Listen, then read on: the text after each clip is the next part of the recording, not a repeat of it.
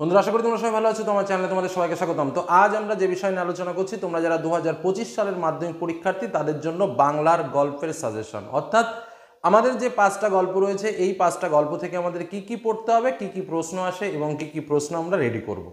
তো আজকের সাজেশন মানে যে শুধু সাজেশন সেটা কিন্তু নয়, বুঝতে হবে যে এর মধ্যে থেকে আমরা আমাদের পরীক্ষার একদম যে মূল রড টাইপের কোশ্চেন, অর্থাৎ 3 মার্কের দুটো প্রশ্ন আসে, আমাদের একটা প্রশ্নের উত্তর লিখতে হয়, এবং 5 মার্কের আমাদের দুটো প্রশ্ন আসে, একটা প্রশ্নের উত্তর লিখতে হয়।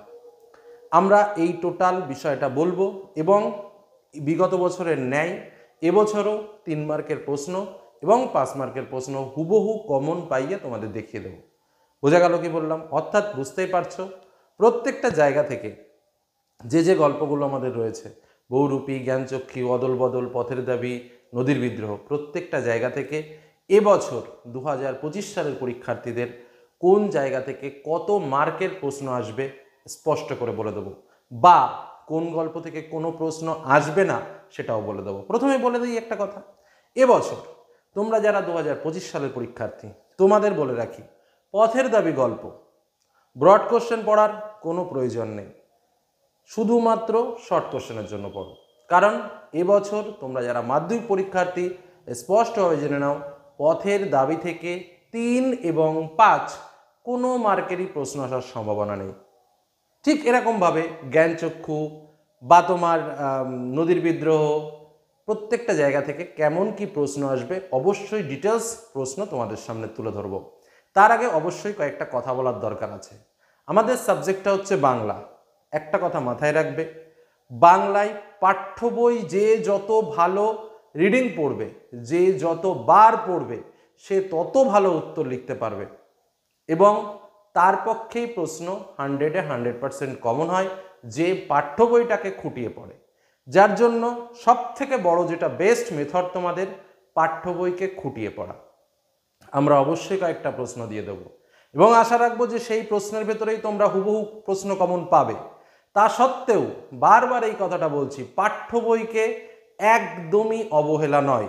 আমি স্যার জ্ঞানচক্ষু গল্প পড়ে নিয়েছি 2-3 বার, ও আমার আর পড়া লাগবে না, এই ভাবনা যেন একদমই না থাকে। যেটা পড়া জানো, যেটা পড়া হয়ে গেছে মনে করছো, সেটাও যেন আরও 2-3 বার পড়ো, বারবার পড়ো। যতবার পড়বে ততবার দেখবে কোনো না কোনো নতুন বিষয় তোমার মনে থাকছে। এটুকু শুধু বললাম। তো আজ আমি তোমাদের জন্য 3 মার্ক এবং 5 মার্ক উভয় মার্কের কোশ্চেনগুলো কি কি প্রত্যেকটা গল্প বিশেষে আমি তোমাদের সামনে শেয়ার করছি। যেমন কেমনভাবে শেয়ার করব সেটাও তোমাদের বলে রাখি, যে আমাদের যেমন জ্ঞানচক্ষু গল্প থেকে এবছর 5 মার্কের প্রশ্ন আসতে পারে, 3 মার্কের কিন্তু কোনো প্রশ্ন আসবে না। কি বললাম? কারণ 3 মার্কের প্রশ্ন 2024 সালে এসছিল। কি প্রশ্ন 2024 সালে এসছিল সেটাও বলবো। আবার যেমন বহুরূপী গল্প থেকে 5 মার্কের প্রশ্ন আসবে না, শুধুমাত্র 3 মার্কের প্রশ্ন আসবে। কি প্রশ্ন এসছিল সেটাও বলে দেবো। আবার যেমন পথের দাবি থেকে কিছু আসার সম্ভাবনা নেই, তোমাদের বলেই দিয়েছি। অদল বদল থেকে যেমন 5 এবং 3 যে কোনো মার্কের প্রশ্ন আসতে পারে। তো প্রত্যেকটা জায়গা থেকে আমরা কি কি প্রশ্ন পড়বো, আরও রয়েছে নদীর বিদ্রোহ রয়েছে, আমাদের প্রত্যেকটা জায়গা থেকে কি কি প্রশ্ন পড়বো সেগুলো কিন্তু অবশ্যই তোমাদের শেয়ার করব। চলো এবার দেখে নিই মূল প্রশ্ন সংকলন, অর্থাৎ কোন কোন প্রশ্নগুলো আমরা রেডি করব ফাইনাল পরীক্ষার জন্য। মনে রাখবে একদম ফাইনাল, আর এই প্রশ্ন রেডি করলে সব কমপ্লিট, এটাও মাথায় রেখো। চলো তাহলে দেখে নিই মূল প্রশ্নগুলো। তার আগে বলবো, যারা এখনো চ্যানেলকে সাবস্ক্রাইব করেনি অবশ্যই সাবস্ক্রাইব করে রেখো। ইতিমধ্যে বিভিন্ন অংশের বিভিন্ন ইম্পর্টেন্ট প্রশ্ন সংকলন তোমাদের সামনে তুলে ধরেছি, তার সঙ্গে বিভিন্ন বিষয় আলোচনাও হয়েছে, সেগুলো তোমরা অবশ্যই চ্যানেল প্লেলিস্টে দেখে নিতে পারো। এবার দেখে নেওয়া যাক মূল প্রশ্নগুলো। বন্ধুরা, তাহলে আমরা পরপর বিষয়গুলো নিয়ে আলোচনা করি। আমরা এই মুহূর্তে যেটা তোমাদের সামনে শেয়ার করছি বাংলার গল্প। আমাদের কী কী গল্প রয়েছে? জ্ঞানচক্ষু, বহুরূপী, পথের দাবি, অদল বদল এবং নদীর বিদ্রোহ। যেটা তোমাদের প্রথমেই বললাম, এই যে 5টা গল্প রয়েছে, এই 5টা গল্পের মধ্য থেকে দুটো 5 মার্কের প্রশ্ন আসবে, একটা প্রশ্নের উত্তর আমাদের লিখতে হবে, এবং দুটো 3 মার্কের প্রশ্ন আসবে, একটা প্রশ্নের উত্তর আমাদের লিখতে হবে। এটাই কিন্তু মূল বিষয়। এবার আসবো পরপর বিষয়ভিত্তিক আলোচনায়। প্রথমে রয়েছে জ্ঞানচক্ষু। তোমাদের বললাম জ্ঞানচক্ষু থেকে শুধুমাত্র 5 মার্কের প্রশ্ন আসবে, 3 মার্কের প্রশ্ন আসার সম্ভাবনা নেই। 2024 সালে জ্ঞানচক্ষু থেকে 3 মার্কের প্রশ্ন একটা এসেছিল। কি প্রশ্ন এসেছিল? এমন সময় ঘটলো সেই ঘটনা, কোন ঘটনার কথা বলা হয়েছে? বোঝা গেল কি বললাম? এটা কিন্তু 2024 সালের প্রশ্ন এসেছিল। এবার আমাদের 2025 সালের জন্য কি কি প্রশ্ন আমরা প্র্যাকটিস করব দেখে নাও। 5 মার্কের জন্য প্রশ্ন আমাদের প্র্যাকটিস করতে হবে। প্রথম প্রশ্ন, জ্ঞানচক্ষু গল্পে কেন্দ্রীয় চরিত্র তপনের চরিত্রটি লেখো। দ্বিতীয় প্রশ্ন, তোমার গল্প আমি ছাপিয়ে দেবো, বক্তা কে, সে কি ছাপিয়েছিল, কোথায়, কিভাবে ছাপিয়েছে, ছাপানোর পরিণতি কি? 3 নম্বর প্রশ্ন, শুধু এই দুঃখের মুহূর্তে গভীরভাবে সংকল্প করে তপন, কোন দুঃখের মুহূর্তের কথা বলা হয়েছে, সেই মুহূর্তে তপন কি সংকল্প করে? 4 দাগের প্রশ্ন, তপনের লেখা গল্প ছাপিয়ে দেওয়ার প্রতিশ্রুতি কিভাবে পালন হয়েছিল? 5 নম্বর প্রশ্ন, নতুন মেশোকে দেখে কার কিভাবে জ্ঞানচক্ষু খুলেছিল? 6 নম্বর প্রশ্ন, বিকালে চায়ের টেবিলে কথাটা ওঠে, কোন কথা, কথাটির প্রতিক্রিয়া কী ছিল? 7 নম্বর প্রশ্ন, পৃথিবীতে এমন অলৌকিক ঘটনাও ঘটে, কোন ঘটনাটিকে অলৌকিক বলা হয়েছে? লেখো। পরবর্তী প্রশ্ন, তপন আহ্লাদে কাঁদো কাঁদো হয়ে যায়, কখন, কে, কেন কাঁদো কাঁদো হয়ে গিয়েছিল?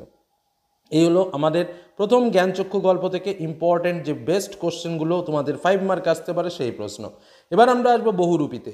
বহুরূপীতে দেখো, তোমাদের বলে রাখি, এবছর বহুরূপী থেকে শুধুমাত্র 3 মার্কের প্রশ্ন আসার সম্ভাবনা রয়েছে। 5 মার্কের প্রশ্ন বহুরূপী থেকে এবছর আসবে না। 2024 সালে বহুরূপী থেকে 5 মার্কের প্রশ্ন এসেছিল। কি প্রশ্ন এসেছিল? বড় চমৎকার আজকের এই সন্ধ্যার চেহারা, এই সন্ধ্যার পরিচয় দাও, সেদিনের সন্ধ্যার ঘটনাটি বর্ণনা করো। তাহলে এবছর তোমাদের জন্য স্বাভাবিকভাবে 3 মার্কের প্রশ্ন আসার সম্ভাবনা কিন্তু খুব ইম্পর্টেন্ট। তো 3 মার্কের প্রশ্নের জন্য আমরা কি কি পড়ব? প্রথম প্রশ্ন, খুব চমৎকার পাগল সাজতে পেরেছে তো লোকটা, সে কিভাবে পাগল সেজেছিল, একথা বলার কারণ কি? দ্বিতীয় প্রশ্ন, হরিদার জীবনে সত্যি একটা নাটকীয় বৈচিত্র্য আছে, নাটকীয় বৈচিত্র্যটি কি? 3 নম্বর প্রশ্ন, মোট 8 টাকা 10 আনা পেয়েছিলেন, কে পেয়েছিলেন, কি কারণে তিনি টাকাটা পেয়েছিলেন? পরবর্তী প্রশ্ন, খাঁটি মানুষ তো নই, বক্তা কে, তিনি খাঁটি মানুষ নন কেন? পরবর্তী কোশ্চেন, জগদীশবাবু যে কী কাণ্ড করছেন, কে জগদীশবাবু, সে কী কাণ্ড করেছিল? পরবর্তী প্রশ্ন, একটি আতঙ্কের হল্লা বেজে উঠেছিল, কোথায়, কেন? পরবর্তী কোশ্চেন, আপনি কি ভগবানের চেয়েও বড়, কাকে এই কথা বলা হয়েছে, তাকে এই কথা বলা হয়েছে কেন? পরবর্তী কোশ্চেন, অনাদি বলে এটা কি কাণ্ড করলেন হরিদা, কোন কাণ্ডের কথা বলা হয়েছে, কাণ্ডটি বিস্ময়কর কেন? পরবর্তী প্রশ্ন, তাতে যে আমার ঢং নষ্ট হয়ে যায়, ঢং বলতে এখানে কি বোঝানো হয়েছে, কিসে ঢং নষ্ট হয়ে যাবে? পরবর্তী কোশ্চেন, কি অদ্ভুত কথা বললেন হরিদা, বক্তাকে, বক্তার কাছে হরিদার কথা অদ্ভুত বলে মনে হয়েছে কেন? এবং লাস্ট কোশ্চেন, হরির কাণ্ড, হরিকে, হরির কাণ্ড বলতে কোন ঘটনার কথা বলা হয়েছে? দেখো, আমি তোমাদের প্রথমেই বলেছি যে বাংলা এমন একটা বিষয় যার প্রত্যেকটা লাইন ইম্পর্টেন্ট। তার মধ্যে থেকে মাথায় রাখবে, এই যে কটা প্রশ্ন তোমাদের বললাম, এর প্রত্যেকটা লাইন সম্পর্কে সচেতন হওয়া তোমাকে কিন্তু অবশ্যই অবশ্যই কর্তব্য। এবং প্রত্যেকটা লাইন ইম্পর্টেন্ট, কোন লাইন থেকে প্রশ্ন আসবে না গ্যারান্টিতে বলা যাবে না। পথের দাবি, তোমাদের প্রথমে যেটা বললাম যে এবছর 3 এবং 5 কোনো প্রশ্ন আসারই সম্ভাবনা নেই। তার কারণ 2024 সালে 3 মার্কে স্বাভাবিকভাবে যে প্রশ্নটা এসেছিল, এই সুখবরে তারা বেশ খুশি হয়ে গেল, কারা কেন খুশি হয়েছিল। এবং 5 মার্কেও প্রশ্ন পরের দাবি থেকে এসেছিল। কি প্রশ্ন এসেছিল?